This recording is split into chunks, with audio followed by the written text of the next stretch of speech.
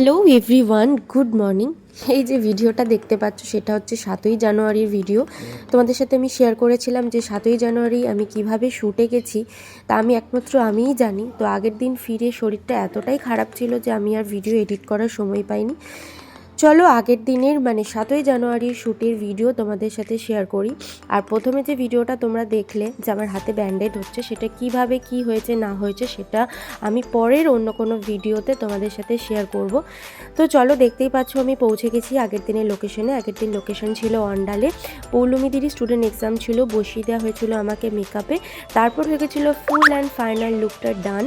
লুকটা অসাধারণ লাগছিল, সত্যি স্টুডেন্ট এক্সামে এত সুন্দর দিদিটা কাজ করেছে, খুব ভালো, ভীষণ সুন্দর কাজ করেছিল। প্রতিটা বেস মেকআপ, হেয়ার স্টাইল খুব সুন্দর ছিল। আর এই পুরো কালেকশানটা কিন্তু ড্রেস জুয়েলারি পৌলমী সূত্রধরদির। আর স্টুডিও কিন্তু পি স্কোয়ার স্টুডিও, পৌলমীদিরই স্টুডিও। তো লুকটা অবশ্যই কমেন্টস করে সবাই জানিও কেমন হয়েছে। আমার তো খুব ভালো লেগেছে। আমি চাইলেই আমার আগের দিনের শ্যুটটা আমি ক্যান্সেল করতে পারতাম, আমার হাতের অবস্থা এতটাই খারাপ ছিল। এই যে হচ্ছে আমার মেকআপ আর্টিস্ট নেহা চৌধুরী, খুব সুন্দর করেছিল কাজ।